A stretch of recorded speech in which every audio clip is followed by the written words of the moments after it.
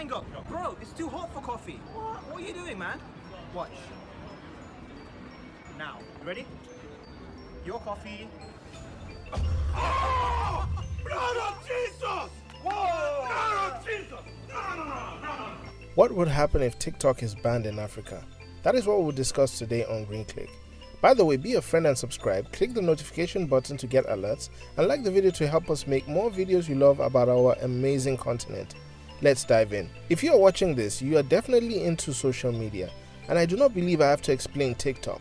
But just in case you have no idea what TikTok is a video sharing social media app consisting of over 800 million users. If you scroll through the app, you will see 3 to 60-second videos of people dancing, lip-syncing, and just doing random funny stuff. It was developed by a Chinese-based company named ByteDance. Initially developed in 2016, this app quickly grew to stardom over the next 3 years, mainly attracting teenagers. Most of its users range between the ages of 13 to 24. So if you are over 30 years old and you do not use TikTok, do not feel alone. But recently, TikTok has hit a roadblock that may derail the app for good. In recent times, some countries have banned TikTok like India, while other countries like Pakistan have labeled the app as immoral. But no impending roadblock is as big as America's threat to the app. President Donald Trump has threatened to ban the app on September the 15th due to the platform's potential harmful use of data acquired from users.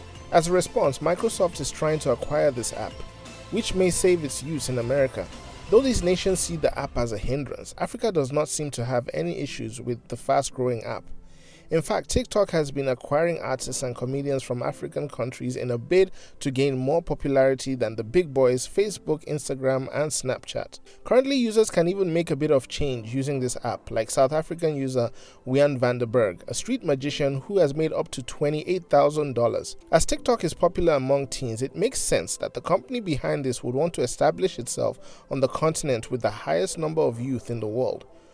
So with all that said, what if an event transpired which resulted in Africa as a continent banning TikTok? First, let's look at how this could even be possible. TikTok has come under fire for its weaknesses in cybersecurity. There have been claims that hackers are able to modify what you view on TikTok.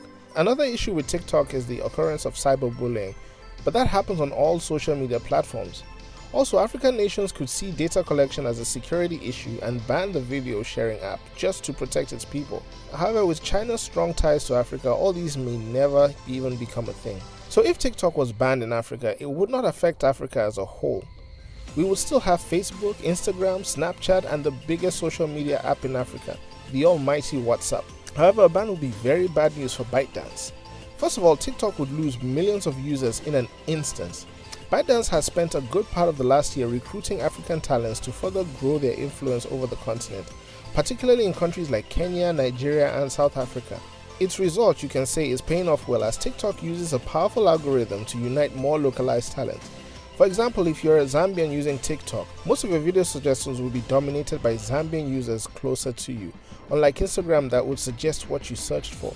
This in turn will give a TikTok user more followers than other platforms. If we're talking about being dedicated to African countries, TikTok donated millions of dollars to Africa to help fight COVID-19.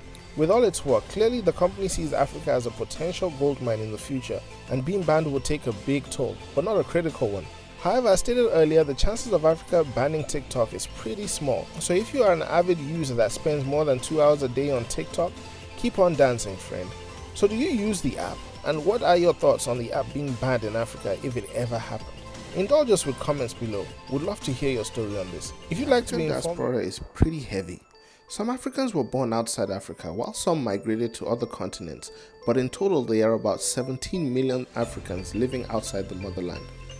Some are citizens of the country they live in, while others are permanent residents, refugees, and some are out there illegally.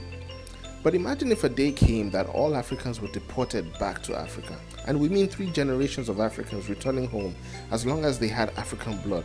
What would be the impact? That is what we'll discuss today on Green Click. By the way, be a friend and subscribe.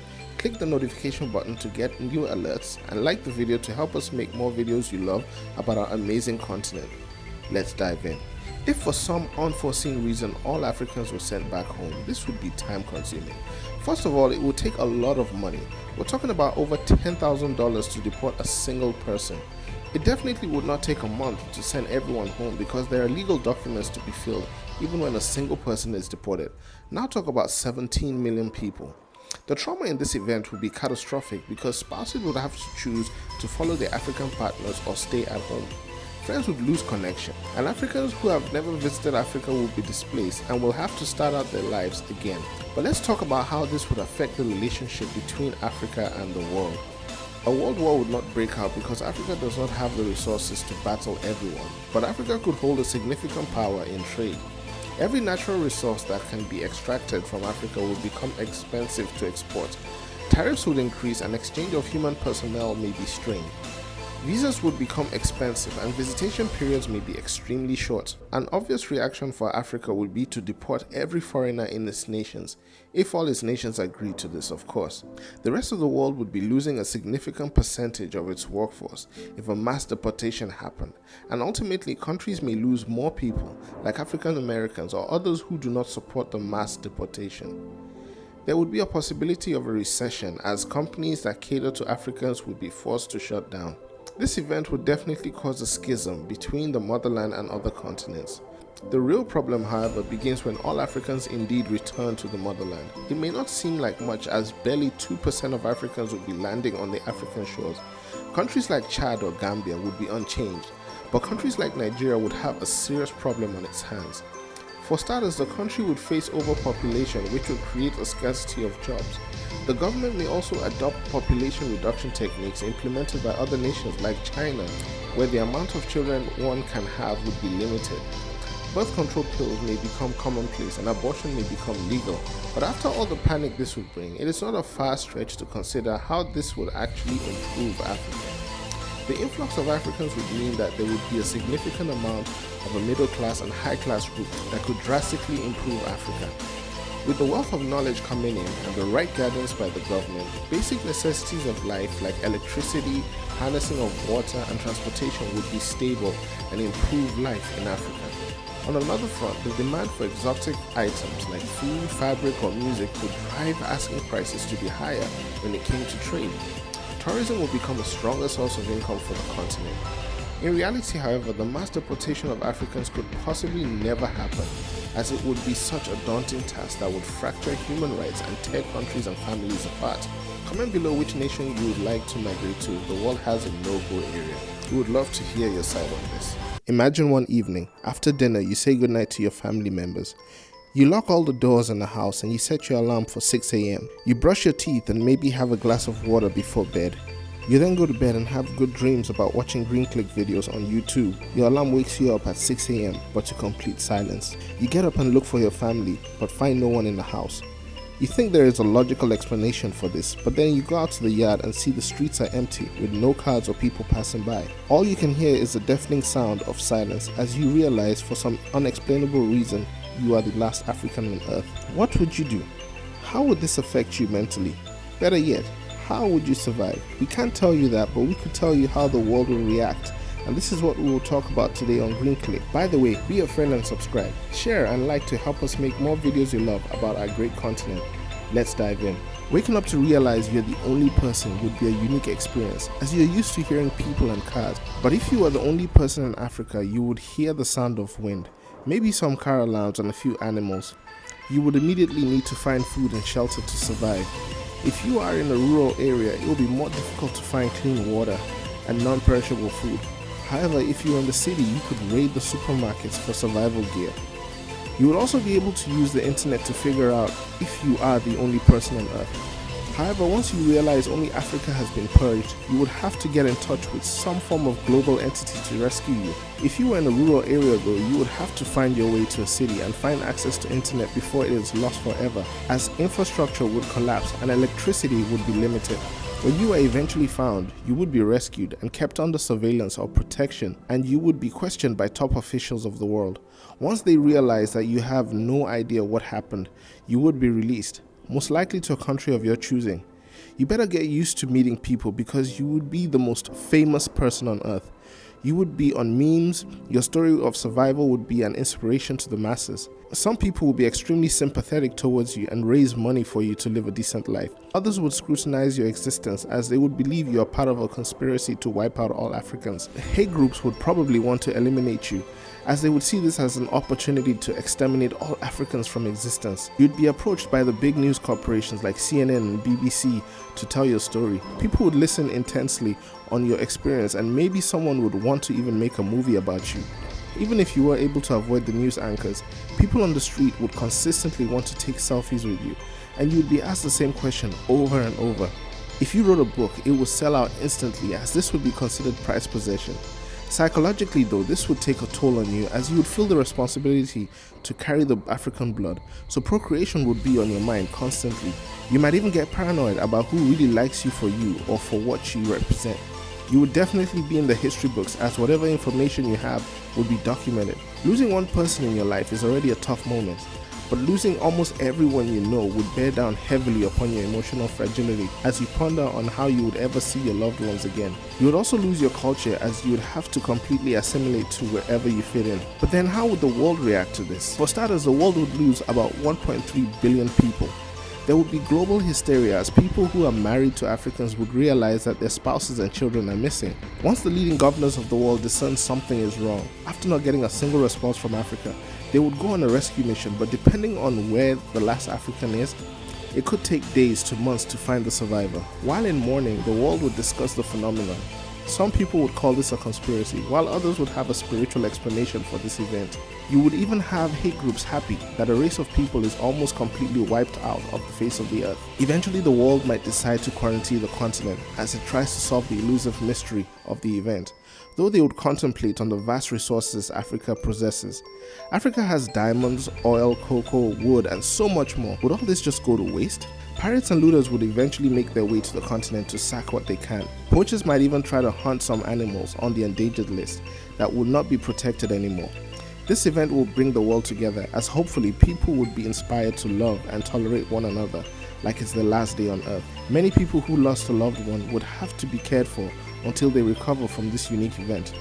How would Black Americans react to this?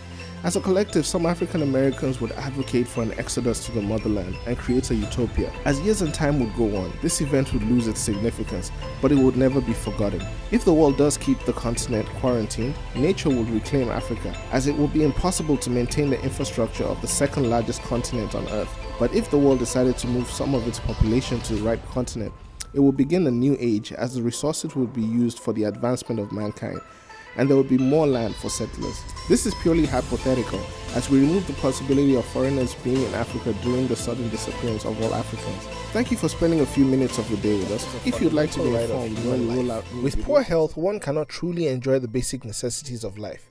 Because of this, countries have researched and found ways to make the well-being of health easily accessible to its people, hence universal healthcare. The system is currently a staple in many developed countries, making everyone from the poor to the rich have access to basic medical needs.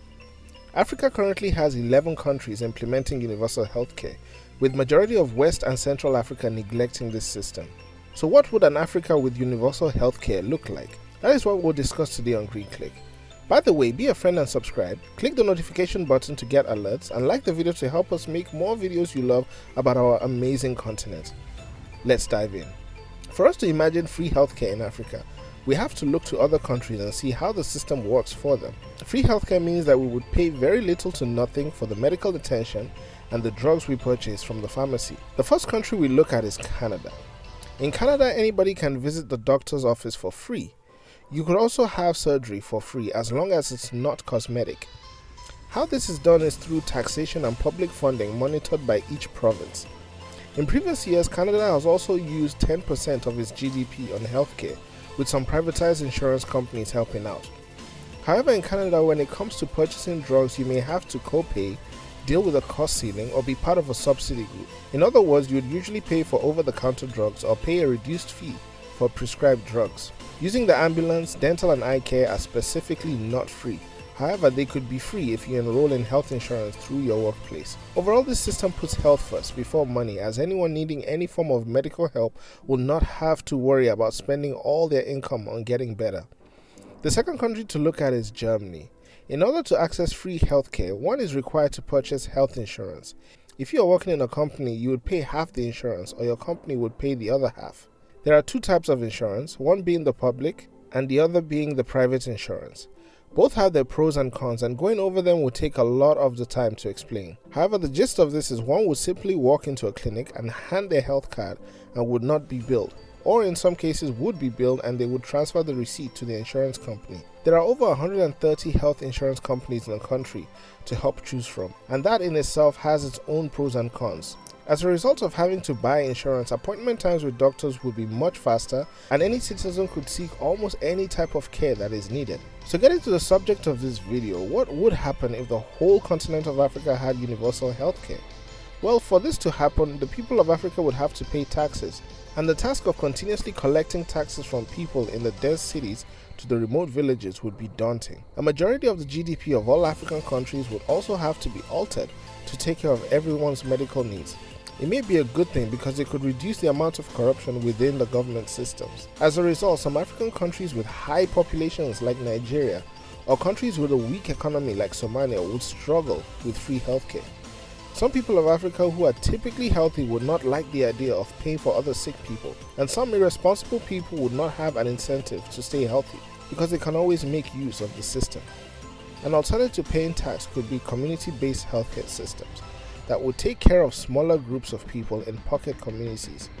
Or maybe instead of taxation, a fixed amount calculated in parallel to each person's living expenses could be collected to fund the healthcare system. But as far as the good it would do, we can expect an extended life expectancy and an increased psychological comfort, as one would not have to wonder where they would acquire money to take care of themselves or their loved ones. Speaking of loved ones, there would be a drastic alteration to the infant mortality rate, giving more babies a chance to live than before. Mothers would not have to worry about maternal deaths during live births, as qualified doctors and adequate medical equipment would be available when welcoming their newborns into the world. Remember that we said universal healthcare in Africa. This would mean that anyone traveling throughout the continent would not have to worry if they got into an accident or needed some form of medical attention, because it would be at no cost and the charges would probably be forwarded to their country of origin. If done well, a universal healthcare system funded robustly would improve the equipment and resources in major hospitals. There have been stories of people dying because doctors did not have the basic equipment needed to treat the patients. Moreover, Africa is currently seeking a way to improve this concept, so let's see what happens in the coming years. Now we turn the question to you. Do you think having free healthcare would change Africa for the better? Do you think we should pay taxes or donate money to a national account to fund everyone? Or is it just a waste of time? Indulge us with comments below. Would love to hear your story on this. If you'd like to be informed when we roll out new videos, give us a like to help us with the YouTube algorithm, share this with a friend, and drop a comment if you disagree or would like to request a video. Till then, brothers and sisters, have an awesome day.